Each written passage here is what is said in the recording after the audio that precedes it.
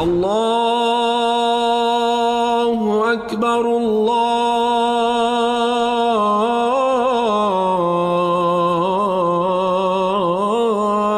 أكبر.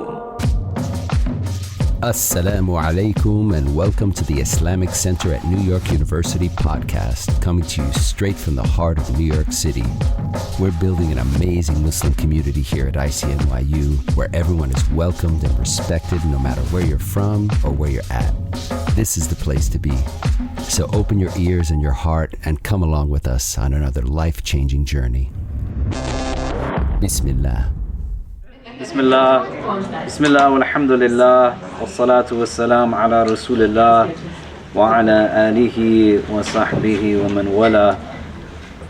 So, last week, for those who were here, and those who are not, just to recap, we started to introduce kind of a little bit more insight onto theological understandings of God within Islamic doctrine.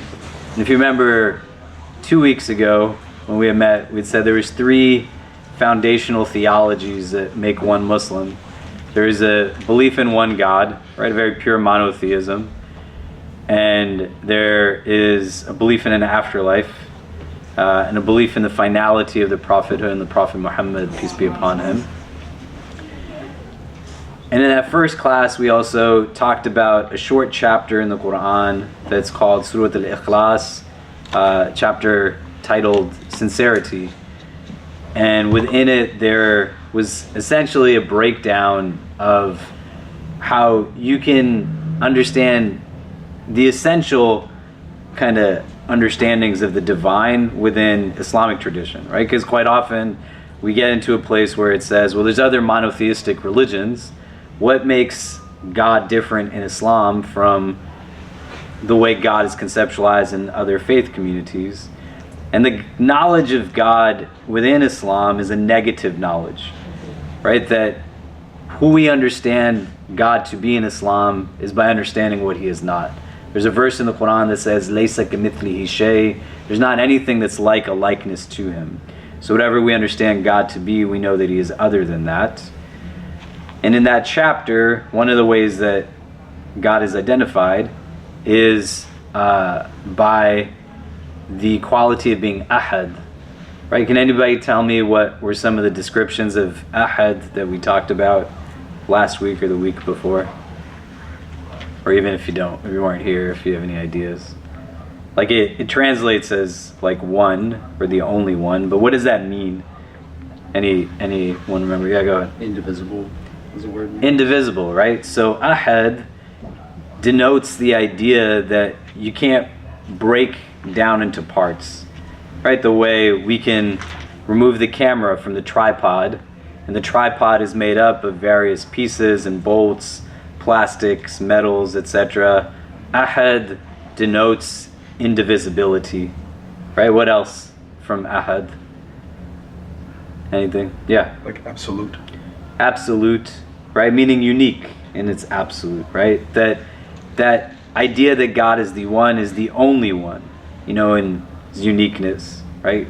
And when that is now put in a complementary understanding of the rest of these divine names we talk about, Rahman we talked about last time, compassionate, Rahim, merciful, but understanding that through this prism of uniqueness, absoluteness, and they're not seen separately, but kind of all together, so to speak. Anything else from ahad people remember? You can't pluralize ahad, right? Ahad isn't something that has this idea of multiplicity to it, right? It's very unique oneness in Islam as a tradition. So very pure monotheism. There's no anthropomorphism in Islam, right? The idea is that God being ahad, Allah being ahad, and then it relates now to a second divine quality that we talked about of samad, that gets translated quite often as a source of refuge, eternal refuge. But what did we say? Anything that came to mind? The relationship between ahad and samad? People remember? So one of the things the Quran does stylistically, it's okay, I know I talk a lot, so it's better to just kind of recap. Quite often what you'll find in the Quran is when there's two divine names of Allah mentioned, the first usually is giving an understanding of an essential quality of God, right? This is who God is. He is Ahad. And then the second is how he relates to his creation. He is Samad, right? So he's unique, and he is Samad, the source of eternal refuge, because you want to turn to the one that is unique in his absoluteness, right? That the divine is not like anything in creation. And so when you have need, you are in a place of tribulation, you are in a place where you're trying to find comfort and solace, you ultimately are in a place where you turn to As-Samad, because he's a source of refuge, right? Because as an entity, we understand the divine to be without any flaws, any kind of limitations, the way we understand kind of human limitations to be. And then the last verse, Lam yalid wa lam yulad, that he is not begotten nor does he beget, right? Introduces again like a recognition of what does oneness mean here, you know? And how do we understand that, as many of us come from different faith communities perhaps, or families of different faith traditions in your lineage, right? And it's very interesting because in the beginning of Islam, everyone was a convert, and then there was very few who were born into it in that first generation, right? Because nobody was Muslim until they became Muslim in the beginning. Everyone converted into it. And you had the default norm was like everyone's a convert, and then it was like, oh, you had a baby, right? So they're now born into a Muslim family.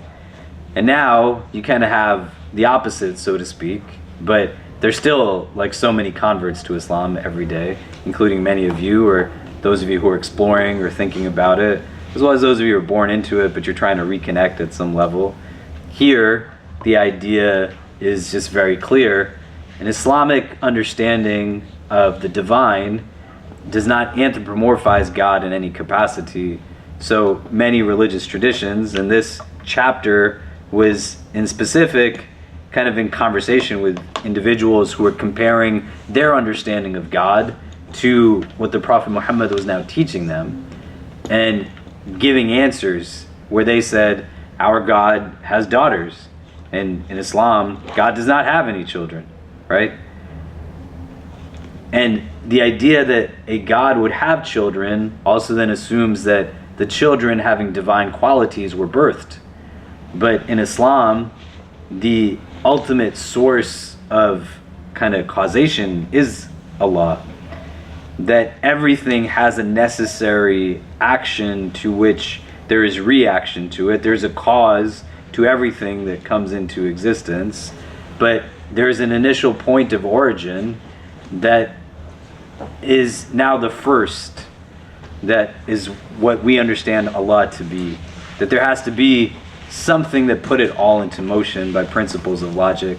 That there can't just be something from nothing, so to speak.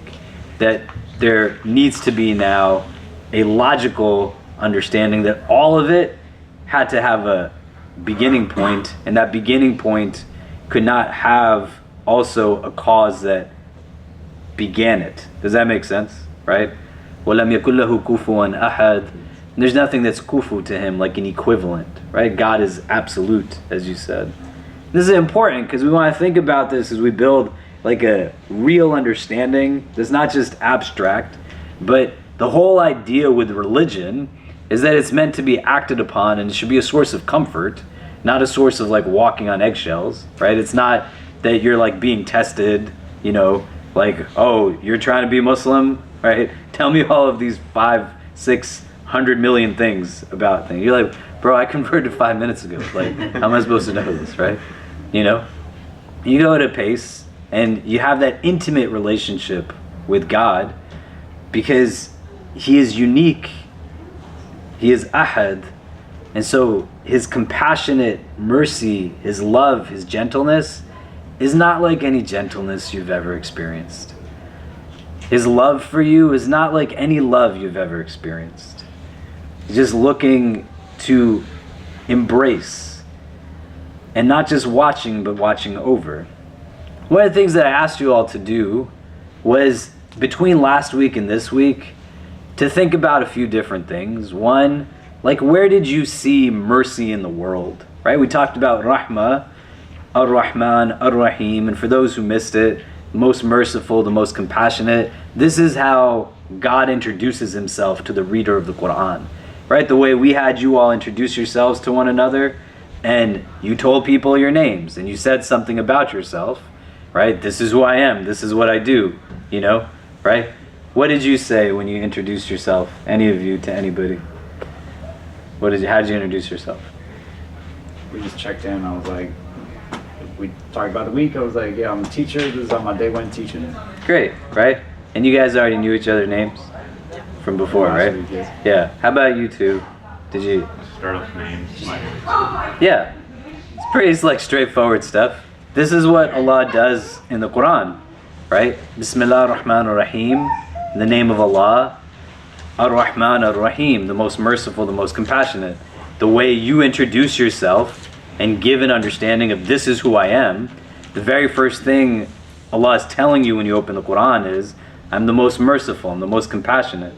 But Rahmah is rooted in not just mercy the way we understand in systems of justice, law, etc. But Rahmah denotes compassion, softness. It has its own unique love, as well as mercy.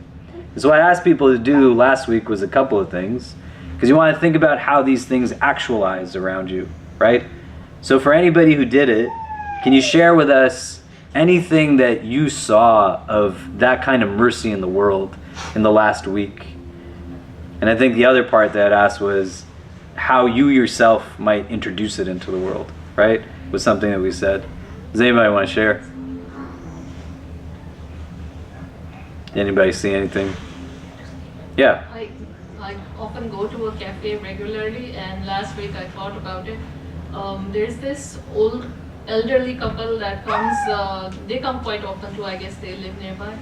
And the lady, the wife, she seems, I guess she has some, I don't know, Alzheimer's or something, and she's not totally, present, and she seems very helpless. And her husband, he's also very old, and they come in very slowly, and it really it touches my heart how much the husband cares for her. And I saw her, he would make her sit down and help her, and he could clean the table for her, and he could barely move his own hand.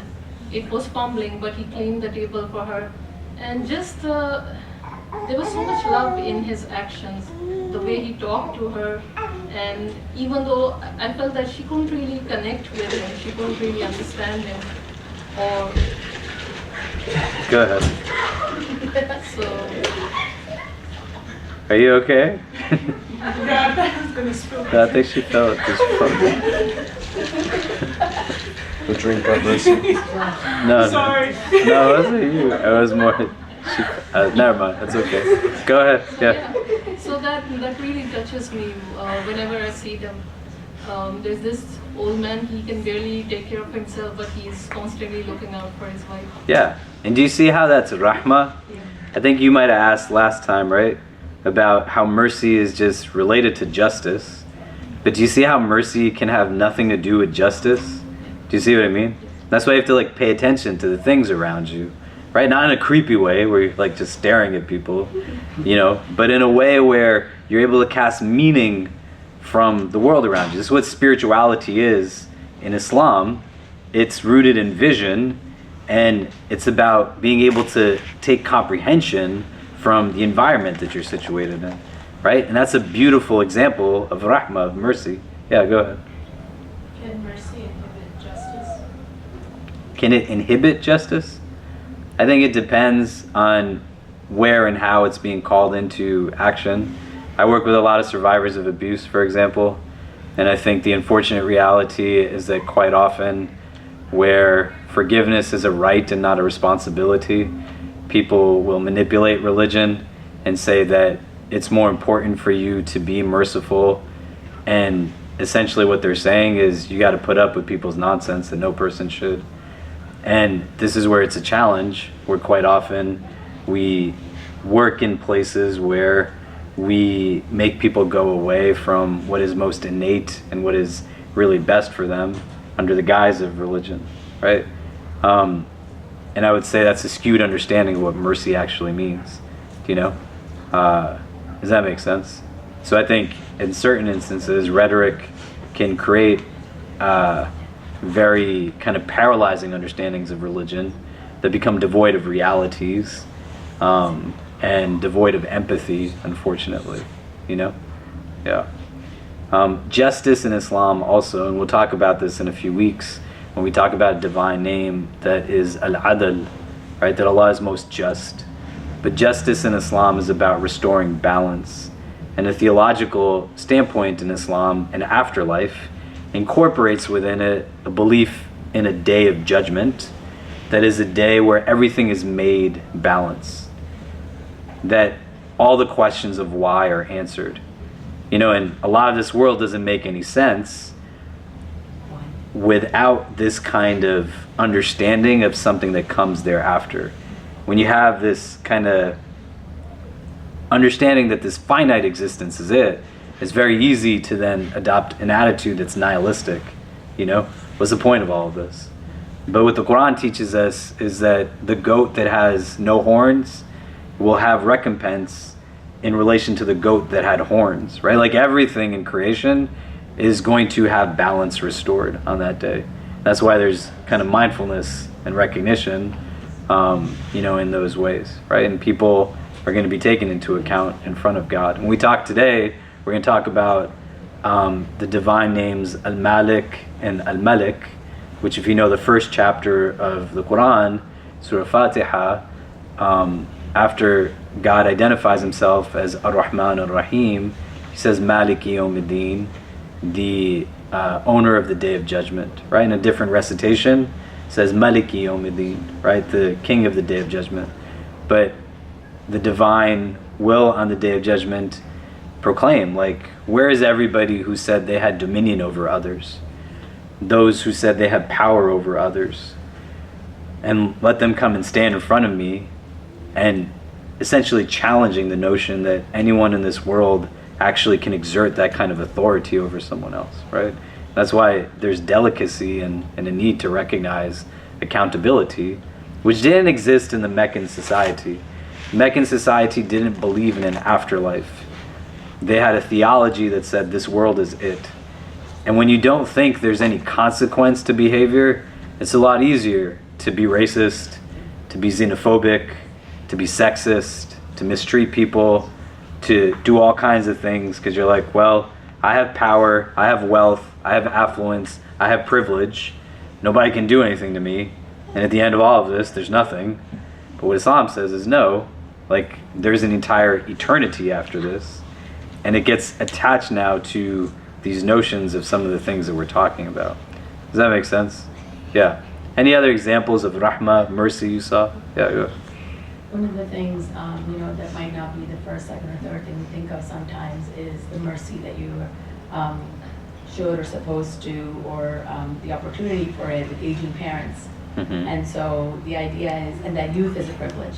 Mm-hmm. And you know, however much gratitude we try to exercise or feel, it's never enough. And one of the tests of that, or the examples, is when you see your aging parents, and that's, you know, when you're midlife and you've got your aging parents, where they may seem or appear as if they have capacity, they are mobile, they're functioning, but things are not the same, and it's a slow progression, or downward, I guess, you know, kind of direction, where things are slowly diminishing. So it's everything, it's not always, you know, an on and off button, but it's one of the greatest tests of mercy that you have to exercise towards your aging parents, who may say things that are not the nicest, or may make decisions that aren't the most sensible, but you have to really tap into your deepest spaces of mercy. Amazing. To have patience. And when we talk about wudu today and washing up, it will make like real difficult sense. if you are trying to now figure out, why do I need to rinse my feet in this way? If there's not an understanding of the fundamental divine being that you are seeking to connect through these spiritual practices and exercises, then it just becomes burdensome obligation and ritual. And then people who struggle with it, because they're not thinking about Ar-Rahman and Ar-Rahim, they either become dejected, I'm not good for this, or it's not good for me. People weaponize and like, you suck at this, right? Or you get to a place where it just, over time, you're like, you know, it's not that big a deal. These like externals, they're not important. It's because the importance haven't been attached to what is the foundation. It's the internal. It's not about just the outward. The outward is about what's going on inside, right? And I'm saying this to you just so you could think, if you smiled because of this child, that means your heart is like wakeful, you know? And that's good, right? If you're in this place where like your head moves here and there when the child is running around you, it's because it's good to be distracted by beauty. You see what I mean? And all I'm saying is, in between, go and find like beauty and mercy in the world, because how nice. You weren't even there when the kid did this thing, right? But how many of you said when you heard the story, oh, right? That's what beauty does. You can hear it secondhand and it's still something that creates energy. Does that make sense? Okay. I want you to try between this week and next week again, right? Because for me, I'm not going to approach this the way you might find in other places. I'm just going to give you a laundry list of things and then you go and memorize it. That's going to work, you know? You have to understand fundamentally what the religion is trying to do. It's trying to connect you to the creator of all creation. That's what Islam is doing. And that's not just abstract rote memorization. It has to be experiential. It has to be lived. We'll go back at the end, if we have time, to talk about Al-Malik, Al-Malik, Al-Malik.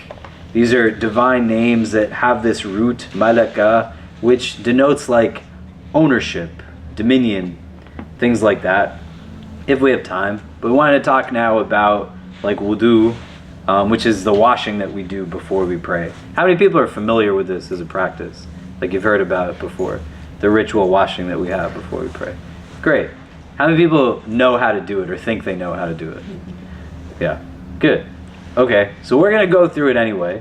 One of the etiquettes of learning in Islam is revision is really important, right? If you remember last week, I gave you an example where the grandchildren of the Prophet of God saw an older companion of the Prophet who was learning Islam from the Prophet, and they saw that he was making a mistake in his wudu. So if that person could make a mistake, it's okay that we make mistakes. We learn from them. And likely, sometimes when we get to a place where ritual has the danger of becoming just overtly ritualized, it's like too mechanical, you just become innate and it just keeps happening again and again, and that inner presence doesn't happen. If you can pull up on your phone, the 5th chapter of the Quran is called Al-Ma'idah, and the 6th verse is what we're going to look at tonight. You can just Google Quran 5:6.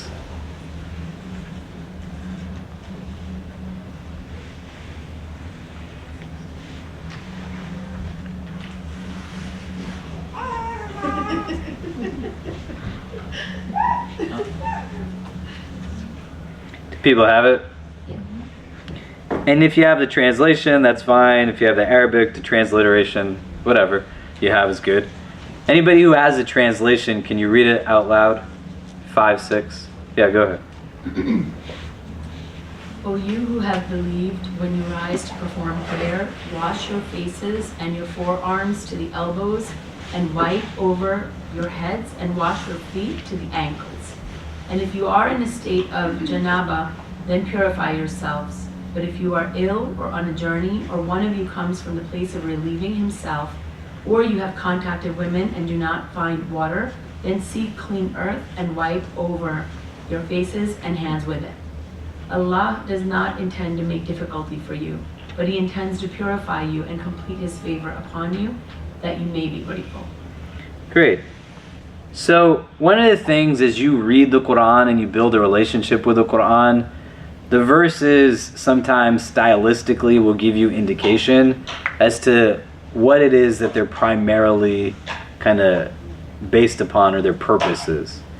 So you have this construct in many verses. The Arabic says, Ya ayyuhalladhina amanu, O people of Iman, people of faith. Right? The word Iman we talked about means faith in Arabic. And this construct at the beginning of a verse quite often is indicating that the content of the verse is in specific, mentioning something that's relevant to people who are Muslims, and is going to likely incorporate something that Muslims are supposed to do. What is this verse telling you that a Muslim is supposed to do? It's not a trick question. Huh? Yeah, but what is it literally saying? Huh? No. Just what does it? You can repeat what it says. Wipe your head. Wash your face. Yeah, it's telling you like wash your face, Arms do up this, to elbows. do that, right? So one of the things you want to think when you're reading the Quran, you're going to come across these verses, and you want to start to be able to build a relationship with just the style of the Quran, what it's doing. Verses that start like this or talk about concepts like this, they are pretty much all revealed after the Muslims moved to the city of Medina. So in Mecca, they're there for 13 years and they're living under persecution. They don't have like an established community. And you get to a place now where the last decade of the Prophet Muhammad's life, he has this city that's now called Medina. Then it was called Yathrib.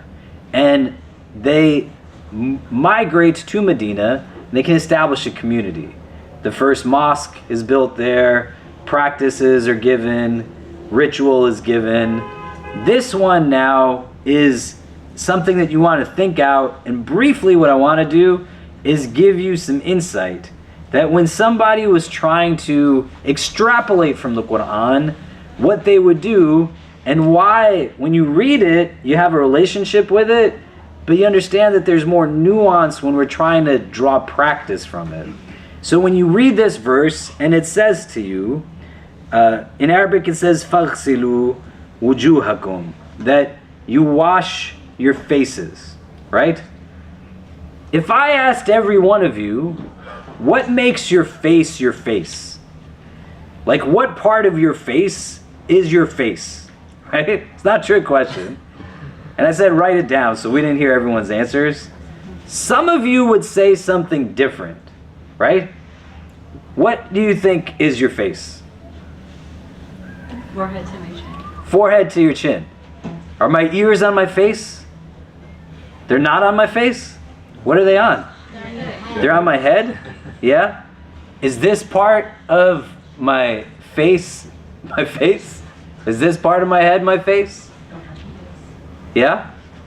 It is? What are you pointing to? This is my, right here. See this? Neck area? Is under here. Yeah, what if your beard's down here? How long, to what part of like the edges, the perimeter, does the face extend? Where does it stop? What do you think? Over here, where the Adam's apple. The face stops at the Adam's apple? No, man, that's oh, about that. Huh? The jawline? Yeah. What do you think? It's not a trick question. Just what are your answers? Huh? Your mouth. Your mouth? Your face stops at your mouth? No, because Where does it start then if it stops there? your forehead. Your forehead to your mouth. Oh, to Great. your chin. To your chin. To your chin. But what about going this way? Little things here. Right here? Yeah. Here. Stops at the little things. This is what people did when they were looking at the Quran and they were trying to determine what to do. This is why like a literalist understanding of Quran is a challenge at times, because we're working through translations that even in English, when we're saying what is actually the face, You're like, when has anybody even cared about this, right? But for the person who is now telling you how to worship God, they're taking it seriously in a different way. Because for them, the mechanics are part of a spiritual exercise that, when performed with efficiency and proximity as best as possible to what we understand God wants from us, it directly relates to the highest level of spiritual ascension, right? Meaning, if in your spiritual journey, anybody ever tells you it's not really that big a deal, the mechanics, they're wrong. They shouldn't make you feel bad if you're struggling with it and learning it.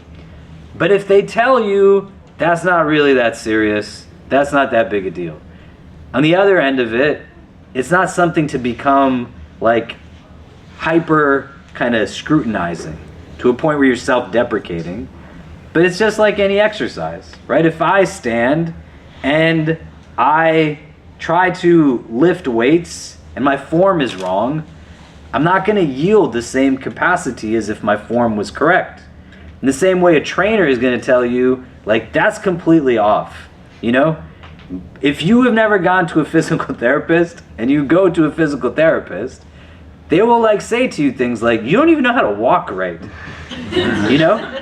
You like are so terrible at walking on your feet. You'd be like, what you mean, man? I'm a 40-year-old man. I've been walking. They're like, you know that pain you have in your back? It's because you don't know how to walk on your toes. And then they try to teach you how to walk on your toes. And they're telling you things about your body that you never even thought about. Like, that's how you're supposed to walk? That's what this means? That's what the jurists are doing. They want to ensure that the way you do it actually yields what it's intended to yield.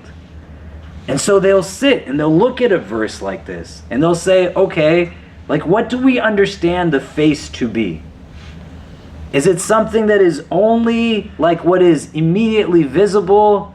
Does it extend to the outer rims of one's earlobes? Does it stop where the ear starts?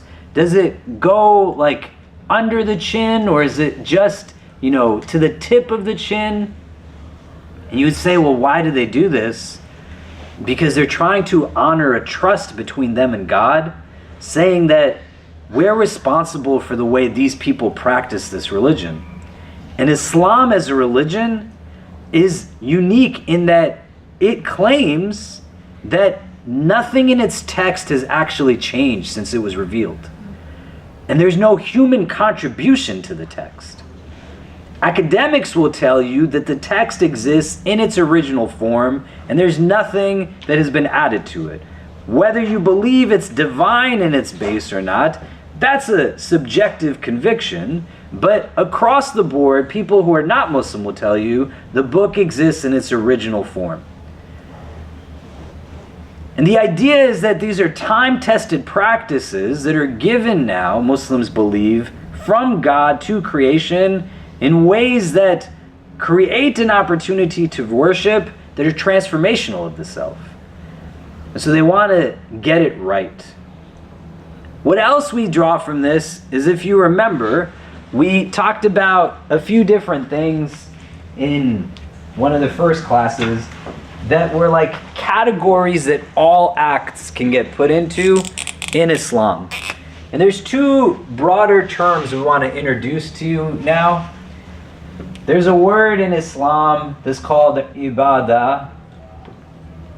This means worship, like generic worship. In the first week, we talked about the word abd. It's got the same root. The word abd means servant, but essentially an abd is something that relies on something else to exist. So everything in creation is considered an abd because nothing in creation is self-sufficient.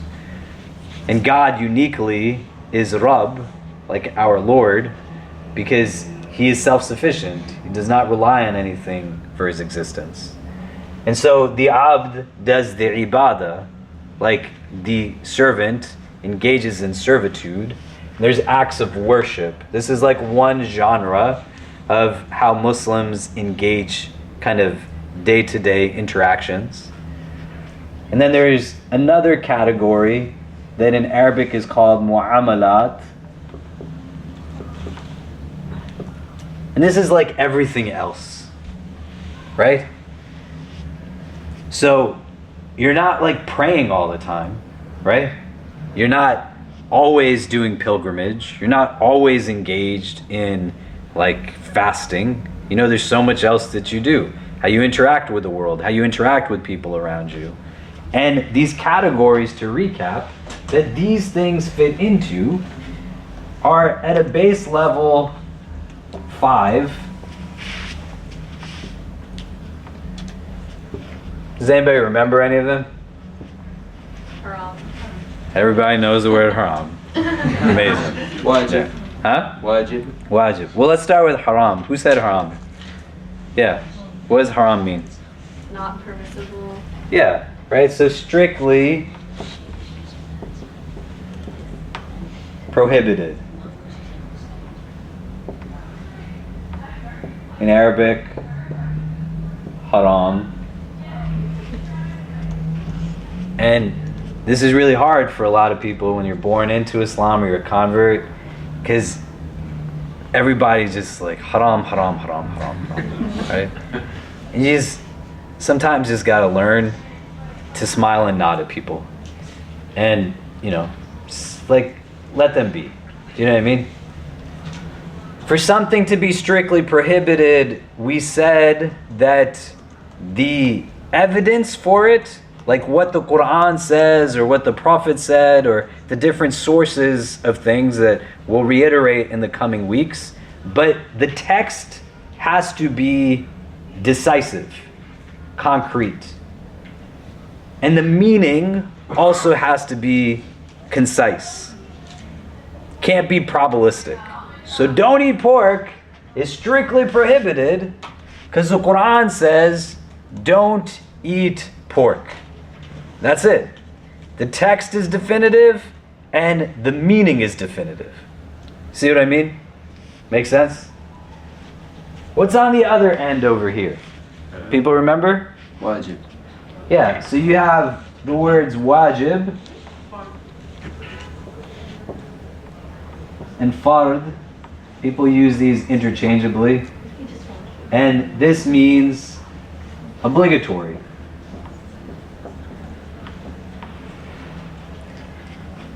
This verse is going to give us things that are obligatory and is also the evidence of the act of wudu being obligatory.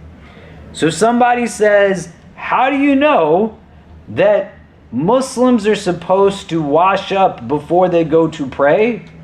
What did that verse just tell you that you just read and I just read, right? And it tells you now that this is what you do when you go to pray and other conditions that we'll talk about in the coming weeks. I'm not going to go on a marathon.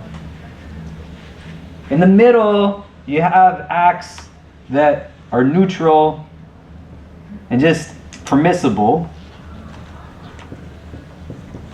In Arabic, this is called mubah. Here you have things that are disliked. Very good. It's called makruh. And here you have things that are recommended.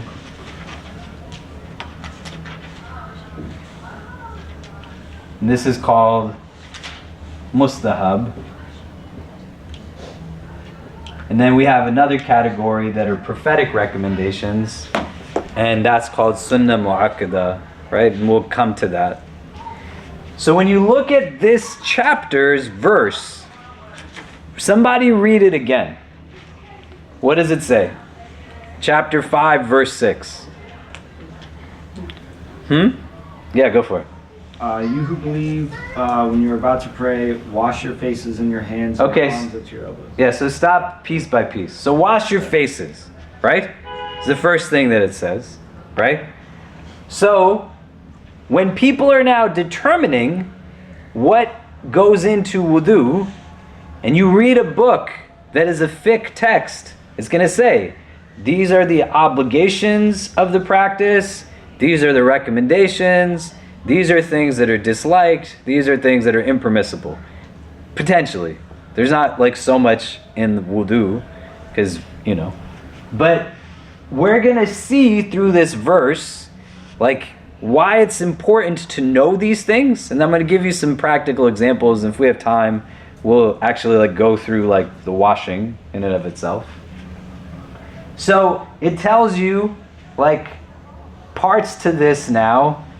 It doesn't only become the evidence that wudu is an obligation, but it tells you the parts that are obligatory as well. Yeah? So before we do that, just to run through it really quickly,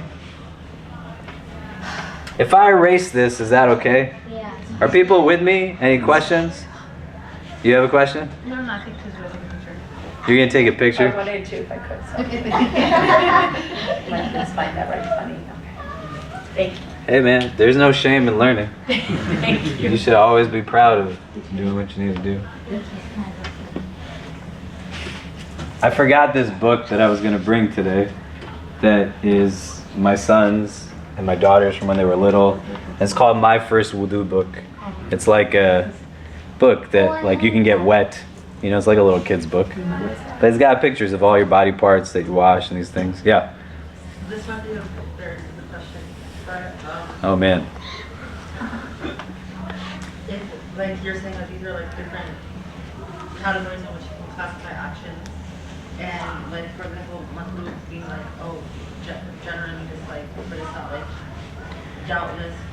Something is makruh if the text or the meaning is probabilistic, and the other in that scenario is definitive, right? So you can't say definitively that both are like what we call qat'i. So then what is meant in that That in this there's no doubt as a book?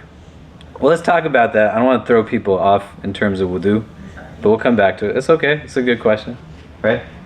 So here, where we have now different parts to wudu, how do you do wudu for people who know?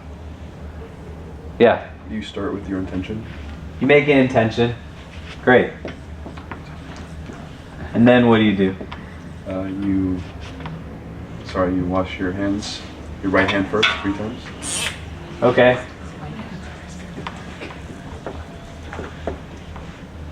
Can people see the orange? Yeah. No? Okay. Hands, and then what? Your mouth. Hands and mouth. Anybody else want to keep going? After. Mouth and nose. So hands, mouth, nose, Face. face. Arms up to the elbow. Including hands too, right? Wipe the head.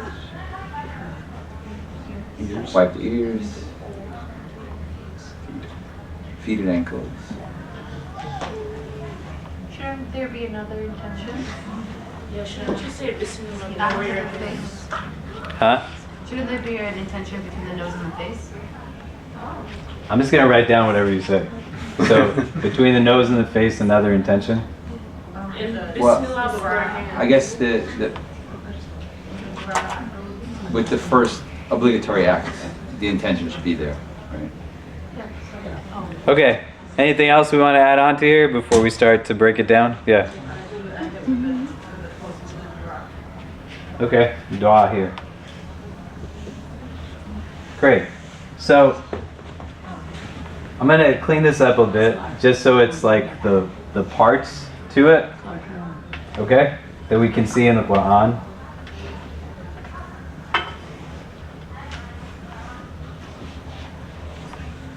So, what do we take from the verse? Like, what do you see from here in that verse? Face. And You see face? Let's see. Let's do this. I'll put a X next to it. Forearms to elbow. Yeah. head. Head. feet, of Feet the and ankles. ankles. And And the hands are default because you're washing with your hands, right? What does this not say? Mouth or nose. It doesn't say mouth and nose. What else of what you said is not in that verse? Intention. Intention? Anything else? Like when you make wudu, what are the things you do in wudu? If for those who know. Brush your teeth. Oh, You can wipe out your teeth, yeah. What else? Ears. Ears. But how many times do you wash things? Oh, 3 times. 3 times. Does it say that in the verse? No. No, right? When you are looking at this now, what they would base this on, you have different acts that are considered to be fard. So your face, your arms to the elbow, your feet, your head. no, head first. But the order is not. I'm just writing them down. Oh, okay. These are like the obligatory things, right? What falls now into the recommended are the order, the number of times, the mouth, and the nose. And then you have these other add-ons like intention and these kinds of things. You see what I mean? You want to do all of it, and we're going to teach you how to do all of it, but sometimes it's going to be necessary to understand what goes into it piecemeal, because not every situation is going to be that you can go and wash up in a room that is dedicated to making wudu. You know? Most of you don't have wudu rooms in the places that you frequent quite often, right? And most of the places you go, if somebody saw you washing your feet up to the ankles, they'd be like, what is this person doing here? You see what I mean? I'm supposed to go to Turkey on Monday to do some relief work. And when I land, I am going to take a flight from Istanbul to the more deeply impacted areas where it's snowing. There's rubble, there's a lot of like just kind of devastation. I still have to be able to wash up for prayer in that situation. And I have to have a familiarity that is not something that understands things just at a surface level. For those of you who don't have a relationship with this, you don't want to overexert yourself in the onset. But the idea is to not make things unnecessarily easy for the sake of ease. You do it how it's supposed to be done, but you understand that there's different ways of doing it sometimes, right? The example I like to give, and we'll talk about this in the coming weeks in more detail, but I just want you to familiarize yourself with the base of it. There's different types of water you can make wudu with, right? Water is considered to be through 2 elements, and we'll talk about it in more detail, but just get the words in your head, right? The water has to be pure as well as purifying for you to make wudu. 2 characteristics. Water that has already been used for wudu, for example, is still pure, but you can't reuse it to make wudu. It's no longer purifying. Does that make sense? So, there's different types of water that one can make wudu with, and that water can, for example, be like from snow. So I had students who were sledding in Central Park. We have a prayer that comes in at sunset, and the window is very small. Sometimes in the calendar year, especially in the wintertime when it's snowing, it's that much shorter because the days are so much shorter, right? And they're in the middle of Central Park, surrounded by snow, and they have to figure out how they're going to make wudu. So they called me, and they're like, hey man, like, what do we do? So they use the snow. But how do they use snow to make wudu? And if somebody teaches you to make wudu, where they say, you have to do all of this. And you have to include all of this. And they don't give you an understanding of how it works. And these poor kids are going to be sitting in Central Park, and what are they going to be doing? Like rubbing snow all up and down their body. They're going to be taking clumps of snow and sticking it in their mouth and their nose. And then after doing it once, they're going to be like, man, I got to do this 3 times? Right? Or you're like, no. This is the exception. You want to do this when the capacity is there and the ease is there. It's still a spiritual exercise. But they are going to just do each thing once.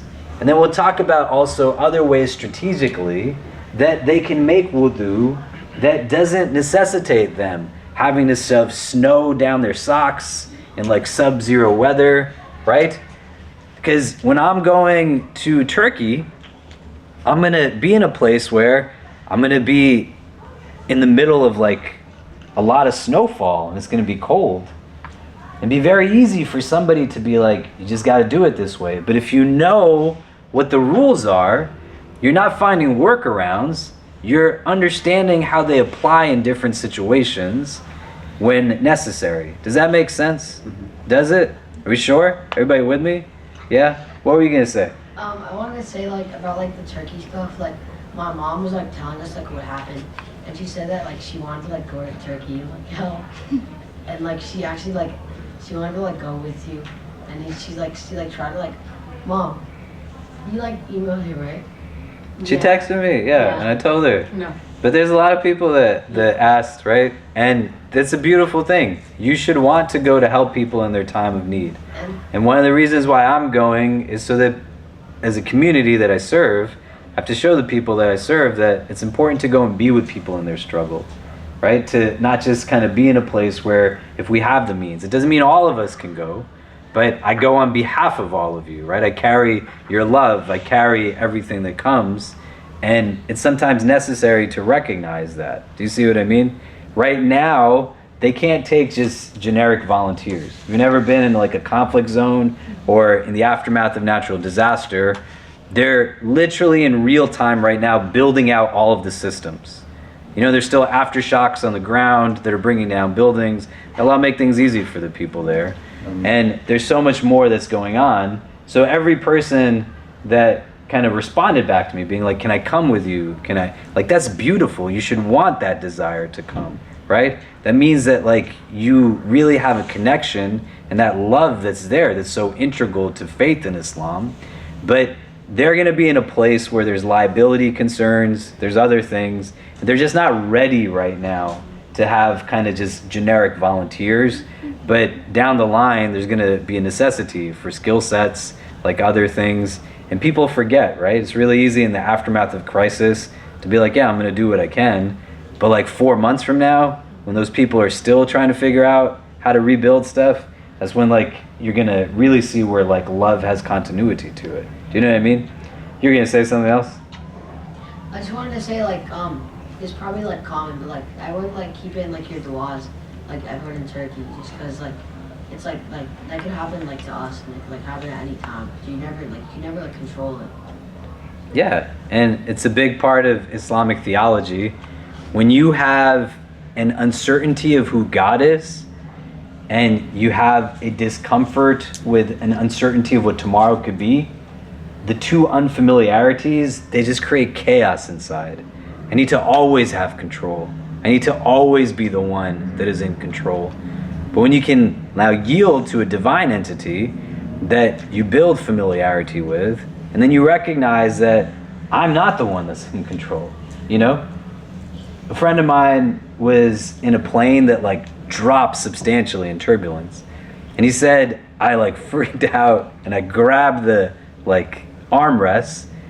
And then he said, it was crazy that I was trying to find comfort in the thing that was making me uncomfortable in the first place, right? So the plane was messing with him, and he was trying to have the plane holding on to it also bring him ease, right? He said, but the distress was just like complete, utter absence of control, you know? And that really was something he struggled with. You see what I mean? Okay. So, what we want to do over the next week or two is talk about wudu as a practice more concretely. Its spiritual meanings, right? This falls under that category of ibadah. It is a prerequisite to our daily prayer, but it's still its own act of worship. So it's not only a condition for prayer. You see what I mean? Right? You don't want to think about it in a way that is kind of more mechanical and that it's in this list of prerequisites, but on its own, it serves a spiritual purpose. And it isn't something that is only engaged in prayer, but it's a necessity in prayer, but still things you want to build a relationship with outside of prayer. We're going to do a quick kind of rundown of how this functions.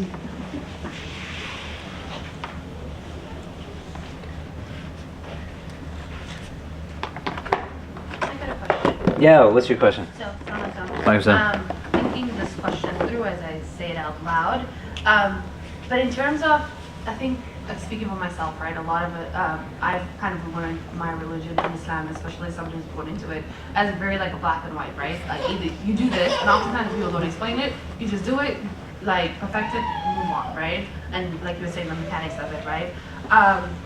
But besides, you have some kind of foundation, obviously, even though it's the very black and white kind of view of it, right? But then there's so much more nuance in it, like you just pointed out, right?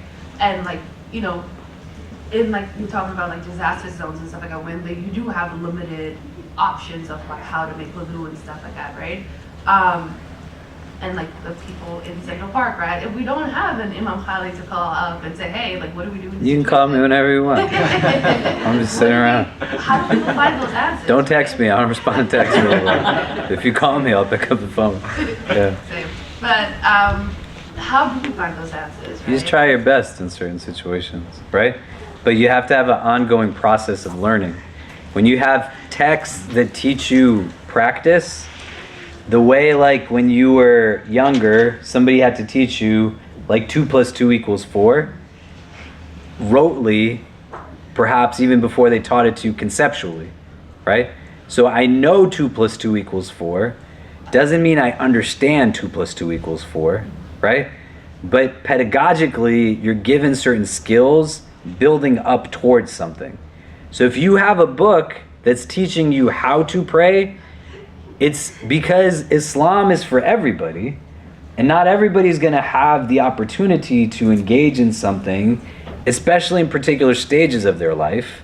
But you'll have a text that's like a primer text, and it'll just give you a list. This is what you do. It'll break it down the way we did, right? And even more. You know, these are things that are disliked. These are things that are like more recommended, etc. But the idea won't be to like walk through it step by step to say this like is what that means tangibly or practically for you necessarily, right? I don't want that to be the case for you, because I sit down with people like every week. Many people take their shahada here, mashallah, and there's so many more people who are born into Islam where like they don't know like how to distill in certain ways, right? Do you see what I'm saying? And we want to do that differently because we want to learn, and some of that's going to be unlearning as we learn. You know? Does that make sense? Yeah. Yeah. I mean, yes, but also. And if you just do it the way that you were taught, it's still fine, right? Yes, but also, like, you're right. I think, like, obviously, like I said, there's some kind of foundation and some kind of understanding there, right? But you get to a place which is where... Well, then the primer text grows into, like, an intermediate text. The intermediate text goes into an advanced text, right? So there's, like, a Hanafi text. The Hanafi school is a legal school of thought in Sunni Islam. It's called Ta'limul Haqq, right? It's like a primer text in Hanafi fiqh. It's just going to be a list of like stuff. And then you go, there's a text called Nur al-Ida, right? There's a text that's translated into English, Ascent to Felicity, right?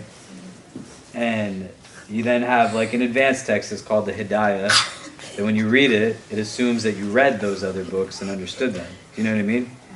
But when you get to a place where like, it's just by a certain age, I learned certain things, and then the kind of heaviness and busyness of the world tells me there's not more room to engage it, well then that's like going to be part of the problem. You see what I mean? Does that make sense? Okay. Yeah, go ahead. So I feel like it's the opposite of this, so I'm a reader, and I find that like I want to implement laws and things because of more actively, but especially when I'm dealing with politics, because I wasn't raised Muslim, it's not my immediate like mental comfort zone. Yeah. It's not what, because I still am like remember what I'm saying and still trying to learn what I'm doing.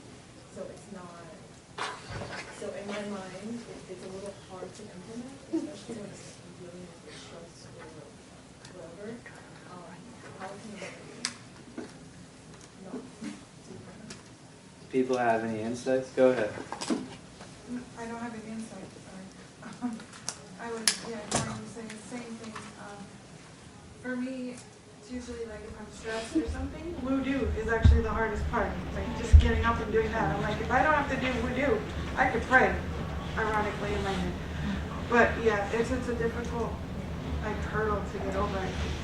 Yeah, it's tough. Sometimes like getting up and like putting out my hand and just putting on like prayer dress and like You just what? I just want to like lay in bed and like cause I used to be Christian.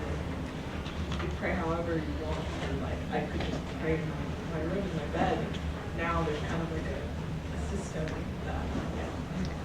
And this is hard, right? For anyone who's in the room who is a convert and can relate in these ways, right? I'm not a convert, you know? I've sat down with thousands of people who've converted. My wife's a convert. Despite having a deep, intimate relationship with someone who's a convert and sitting with people at this pivotal decision in their life, I still couldn't tell you what it's like to actually do it. I think the advantage of being in a room like this where there's others who, if they want to like share personally or give insight, you know, it could be helpful in that way, right? Yeah. I just want to say I'm not a convert. I was born into it, and I think it's a great challenge. It's legitimate. It's valid. Dare I say, God forgive me if I'm saying anything wrong. We're just talking about how we feel, right? I think what Brother Khalid said is there's just wudu. I think it's just like a lot of other things where there's a preliminary understanding, there's a struggle, there's a challenge, and you evolve and you grow, and you're not the same all the time in different parts of your life. I can tell you for me, I was going to ask actually the same thing.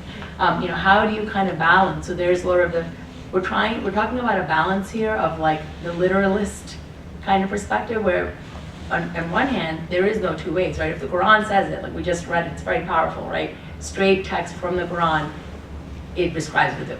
So it's kind of one of those things where it's black and white. Not everything is, but that is. So in that way, we can't really dispute it or question it.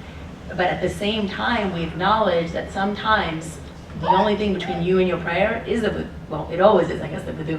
But that can be a deterrent. And I feel guilty even saying this out loud, but like for my kids even, they're like, we don't have to do it, we can just pray, right? I'm not saying which one of you. But even for adults. So I think, okay, not these kids, but it's a journey.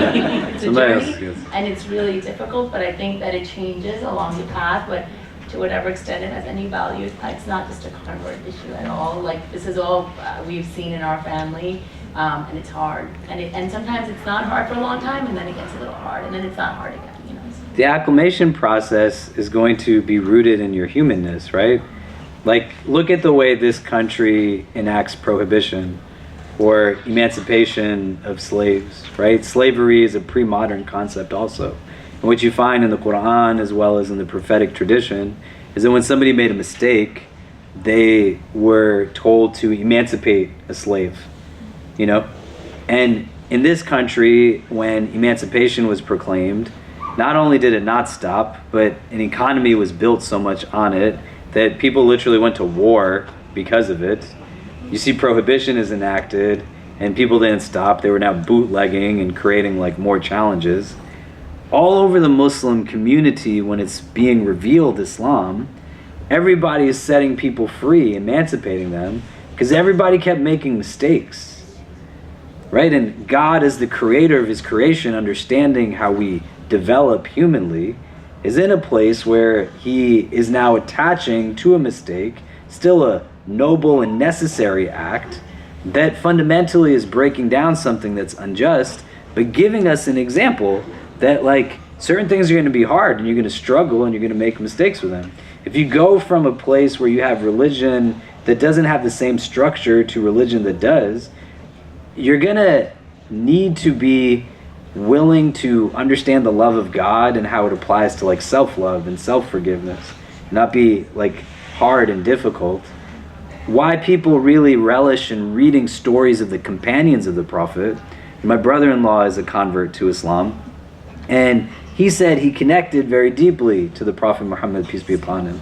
But he said reading the stories of the companions as a convert was so helpful to him, because he saw people who, in their sheer vulnerability, they were not perfect. They were making mistakes. They were struggling with things. And that's just a part of it. Do you see what I mean?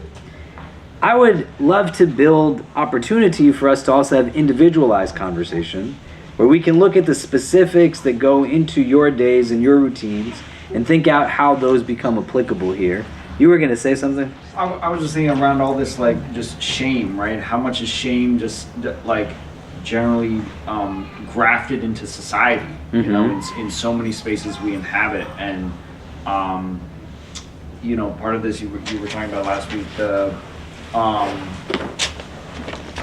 weeks ago, I'm trying to recall as well. I'm having a little lapse at the moment, but yeah, just how much so much of that is, like, learned, right? And from what I'm gathering, what I'm learning, like, Allah does not want me to feel shame, right? Or like that would not be a. That's what I'm gathering. Like an unhealthy right? shame. Yeah, right? yeah. Do you know what I mean? And that's a beautiful thing, right? If there's literally, like, psychologically cycles of shame that we just live in constantly, you know? And if you have this cycle of shame that is pushing people into different modes of experience, like when somebody is in a place of shame, they can do a bunch of things. They can, like, blame, they can avoid, right? They can be in a place where they, I'm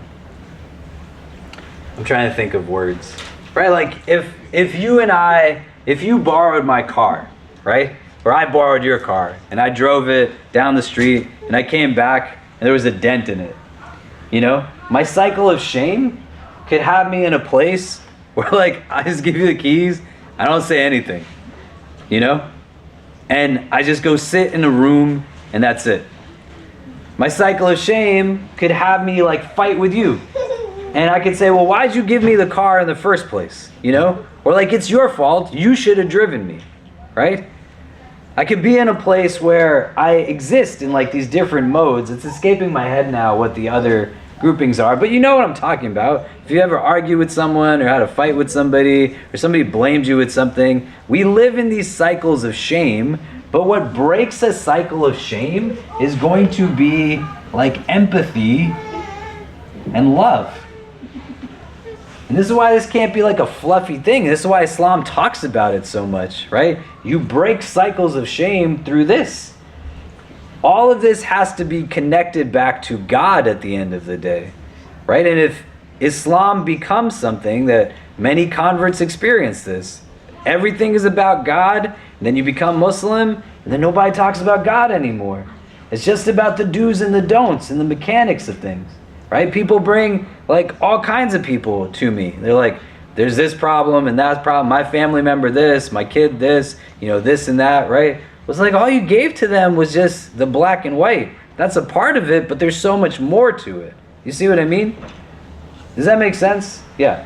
The thing that was in my head was when you were talking about 2 weeks ago about when it goes from, you know, happenstance or, you know, slip-ups to consistency, right? Yeah. And that intention and self-awareness, and how that would play into our shame as well, and maybe not fulfilling sort of these guidelines, right, that are laid out for us. And it's so much easier to find the drive to do when there's like positivity behind it, you know? And that intention becomes deep. We'll talk about this more next week. I'm sorry, I know every time there's things that I say we're gonna do and we kind of are going slow, but I think it's important, right? We want to build kind of a concrete foundation, and then you have things and things will come up, but you don't have to jump to name them right away. You let yourself sit on it for a couple of days and then pay attention back. Like, why did this rise up for me? Between this week and next week, you can just look up how to make wudu, right? And then we'll start going through the steps here and kind of walking through it. I'm not going to be here next Wednesday, but Khalid and Angie and Solomon, who run our converts group, they're going to together like kind of create what is going to happen here next Wednesday. So definitely come. And when you're thinking about like your wudu, just try to practice it so that when you're coming, you can think like, okay, what are some of the challenges? And if not next week, 2 weeks from now, we can think about that on a scenario level, right? Where you want to say like, okay, it's not that simply here, this is what it says. How do I function as a Muslim like this in a world that is not Muslim, right? Nobody in my firm is Muslim. Nobody in my department is Muslim. Nobody in my place of work is Muslim. They don't do these things, but the structures are not built for them, right? The sink in my company bathroom is not something I can literally lift my foot into. You know, we used to have bathrooms here before they made these wudu rooms, right? Where the sinks literally kept breaking and crashing because all these Muslim people are sticking their foot in it and they're putting all their weight on it. Nobody built a sink thinking that some human being was gonna do that, right?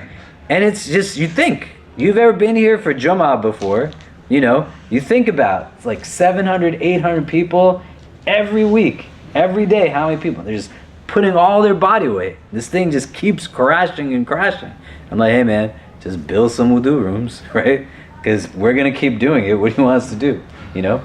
But when you're in your office place now, you're not an 18-year-old kid who is super entitled and thinks like, well, they should just build another sink for me anyway, right? And you're like, yeah, that's how the world works, you know? And you're in your place of work and it's like, what will these people think of me? You know, how do I do this here, right? We want to talk about those things in specific, but if you come with the specifics, it'll help us to kind of navigate it with more nuance. Does that make sense? Any questions before we wrap up? I want to make sure we end before 9. Yeah. I just small one about like those things that are more nuanced that weren't actually in the thing in the Quran that we read.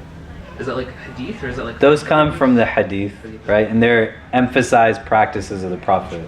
So the default is you want to always do every part. You want to follow the order. In Arabic, what we call tartib, right? There's an order to it. There's a reason there's an order to it. The number of times, the inclusion of the mouth and the nose. These are all like sunnah practices, but they are things that like the Prophet would do with regularity. The only reasons where we are seeing that he doesn't do them is to establish that they're not like at the level of obligation, do you know? And there's going to be instances, right, that there are going to be certain things that come into play, and it's not just like you're going into a natural disaster zone, right? If you're in your place of work, we can help you build strategy as to how you can do this with comfort, and it starts to create ease for you, and you're not doing anything that's watered down like it's in our religious tradition. You don't have to feel like guilty or bad about it. There's certain things that come, right? When you wash your head, for example, you know, in the Hanafi school, you have a minimum of washing like a fourth of your head is the, in other schools, we won't get into them, it's even less than that, right? So if you're somebody who wears a scarf in public, for example, I don't know if you do or not, but if you do, you know, and you're in this place that's like new and you're trying to figure out, how do I do this? Like in this bathroom, I gotta like unravel everything and then like ravel it up again. It's like, no, right? Where there are these mechanisms, you kind of can do things in places that are still fulfilling like the requirements of it, and they diminish the anxiety, which is like a tool of shaitan. He wants you to be stressed when you come to prayer, but like prayer is supposed to bring you like relief, not anxiety. Do you see what I mean? And so we want to workshop these things so we're all on the same page as to how we can do them. Do you get what I'm saying? Does that make sense? Right? So the idea is like, yeah, in a normal routine, you come to this center, there's a wudu room right there, right? Then just get it done, you know? Do the whole thing. The order is supposed to be done. The number of times is supposed to be done. And that's a blessing. And it'll be that much better to do it here when you realize like how difficult it is in these other places, you know? But we don't want you to be in a place where the struggle is something that doesn't have to be necessary, because we can also give you tools and techniques on how you can do that when you're in these places that weren't built necessarily with an understanding of like what we do. And a lot of people are nice, right? People be like, you can pray in this room, but they can't convert a sink into like a foot bath, you know? How would they do that? Yeah. I had a question in regards to what they mean by wash in particular. Like does that involve like scrubbing, or can it be patting? Something that I've noticed that I've done, and sometimes I feel like so bad about it, is that whenever I have whenever I put in a lot of effort in my makeup, I realize that when I do my face for the wudu, I tap, but otherwise I would just like really scrub the face. Yeah. So I was wondering if that's like something that's... We're going to go through it in detail. The idea with the wudu as principle is that every one of these parts that we listed, water has to touch them in full, right? You don't want to miss parts. So the challenge isn't with makeup in and of itself, but anything that's a potential barrier to any part of one of these parts that we talked about, of the obligatory parts, right? So say, for example, somebody is wearing Invisalign. Does anybody wear Invisalign? Nobody wears Invisalign? Great. Let's pretend I wear Invisalign. I don't. I got a really crooked tooth, right? But let's say I wore Invisalign. I can theoretically rinse out my mouth and still keep the Invisalign in, because the mouth is not from the obligatory parts to it. Do you know? And it wouldn't invalidate the wudu if I did that. Do you see what I mean? But if I am now trying to wash my arm, that is explicitly mentioned, like the arm in its entirety. What happens a lot, you know, if we're looking at our arms, is when people make wudu, they're like bringing their arm like this, right? A lot of times, you know, I like put my arm under the sink and my arm is like this, sometimes maybe like this. But when you're doing it like this, quite often people miss this part because it's folded up, right? The whole arm also has to have water flow over it, and in its entirety. So if I'm wearing my beads or a watch, there's a chance that that's going to prevent water from hitting this part. Do you see what I mean? So the challenge isn't with the makeup per se, but the challenge is with the barrier that's preventing the water from hitting the part that it needs to. Do you get what I mean? Does that make sense? Right? I don't wear makeup on my face. I used to do a lot more media, was on TV a lot more, right? Now nobody wants to talk to me, so it doesn't happen as much. But I used to have like a lot of like makeup put on my face in different times. And it was weird because I had my kufi on and they were like try to powder in different ways, and they didn't know, like, you know, powder would get on the kufi and they'd be like, what do we do? Like, it was very, it's totally off topic. But like, you know, when they would pull this stuff off, they'd give me these wet wipes. And I'm like, man, how much stuff did you put on my face? Like, what, do I look that bad that you had to put all of this stuff on my face?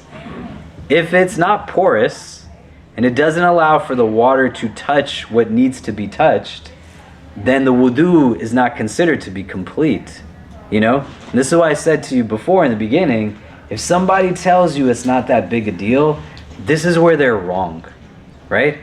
Because it's not based off of just, I think, I feel. It's a God-centric religion, and it's done in the way that it's said to be done. So for, you know, men who have thick beards, beards that are long, beards that extend. It's not just a simple washing over their face. You gotta like stick your hands into your beard, get the water into there, right? Because getting this wet doesn't mean that I got like the skin wet. You see what I mean? Does that make sense? And that's where like the thoroughness of it is, right? So if we were to go through it, like you're washing your hands, you want to interlock your fingers, right? So that water is getting in between like each of the digits. I have to take my rings off when I make wudu. You don't want to leave it to chance. This is a spiritual act, right? You want to remove like everything that has to be done. You're going to interlock hands, right? And as you're walking through things, you think, right? This is what you want to conceptualize when you go home between this week and next week. When I'm like washing different parts, right? What I'd said to Khalid earlier today, like a lot of people when they wash their face and they go like this, they forget like this part of their face right here. You know? The part that, you know, for me, for example, is between my sideburn and my ear. This is like a part of my face. You know what I mean? But if I'm going like this, you can see I didn't touch that part of my face, right? And that's mindfulness, like requires like an understanding, like, okay, you know, you're doing your feet what we're taught in the same way. You take your left hand and you're going to put them between each digit of your feet so the water is reaching it. When it says like up to the elbows, it means like up to your elbows. Do you know? When it says up to your ankles, you like go up to your ankles. You see what I mean? Does that make sense? Right? And the presence in it is important, you know? Do you get, does that make sense? Does that answer your question? Yeah? Yeah. Oh, I know we're short on time, but like I just recently started wearing the hijab and I found like, so this is based on what like the comment you said earlier about one of the schools saying like you can do like 1/4 of your head. Can you like elaborate on that? Because like I found like a new challenge like when I'm trying to like do in public. And I'm just like you said, like unwrapping and like the undercap off, and I'm like, oh, and then you have to put it all back on. Like you said, 1/4. Like, can you? In the Hanafi school, the base like requirement of your head is 1/4 of the head, right? And so you could take like these 4 fingers and literally like wipe them over 1/4 of your head. In the Hanafi school, that suffices. In other schools, there are also like some that it's like even less than that. Do you know? It doesn't mean that that's like the default. You know what I'm saying? I can never know what it's like to wear hijab, right, as a woman. Do you know what I mean? I wear a kufi, and, you know, it's not the same, right? It's just not. I make wudu, and there's like the number of times I like see guys staring at me, and I'm like, what are you doing, bro? And they're like, I've never seen you without a kufi on before. We didn't know what your head looked like. I was like, it's just, what are you talking about? You know what I mean? It's still not the same. Do you know what I mean? And that reality is something that even when you're doing it, it's going to vary experientially from person to person. Let alone, like if you're just in the bathroom again and you're like soaking all of this hair, right? So that's why we want to talk about the specifics of these things so that you're in places where you can recognize, like maybe when you're here, it's a little bit different. But when you're someplace else, right? You're at home. It's a little bit different, you know? But there's a lot that goes into this, right? We don't, our texts, our theological texts, our fiqh texts, they're also meant to speak to the realities of our time.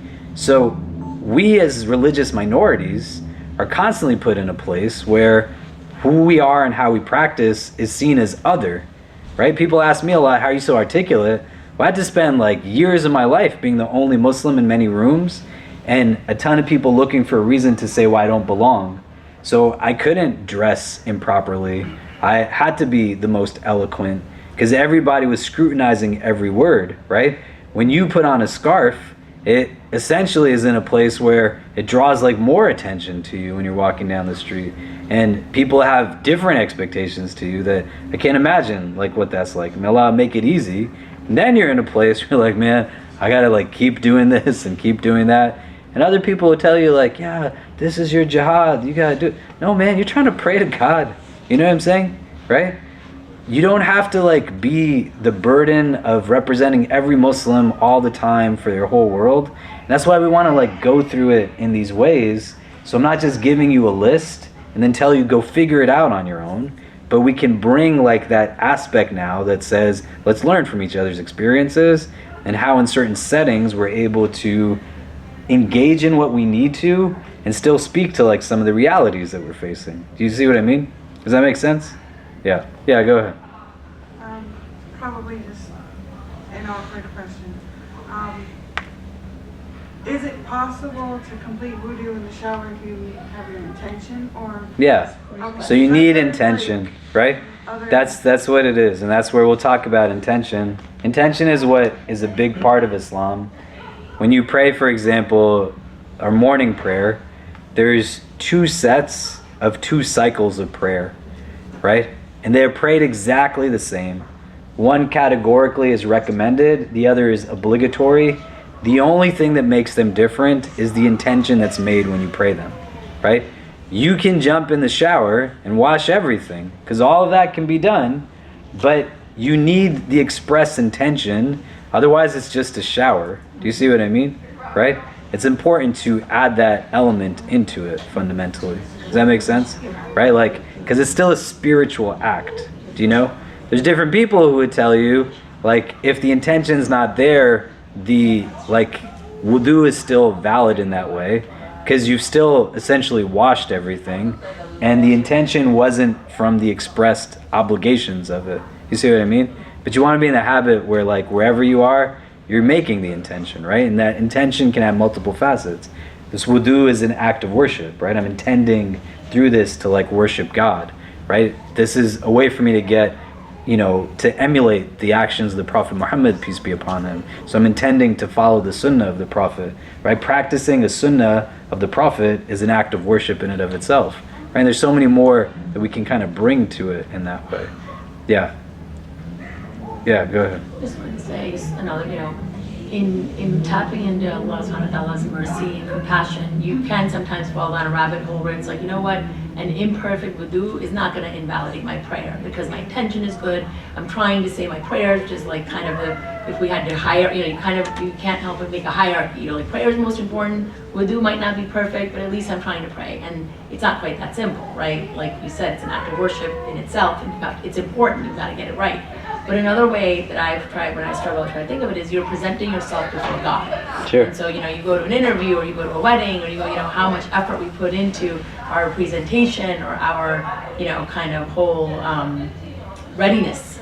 So that with that connection and that love, between the creator and yourself, that can kind of motivate you also to kind of go forward in your best form, Yeah. That's another way to...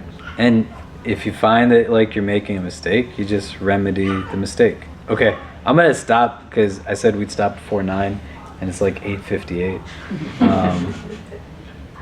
We'll still do something next week and it might build off of this, but come back next week and try to practice some of these things in between, right? The wudu is a spiritual state.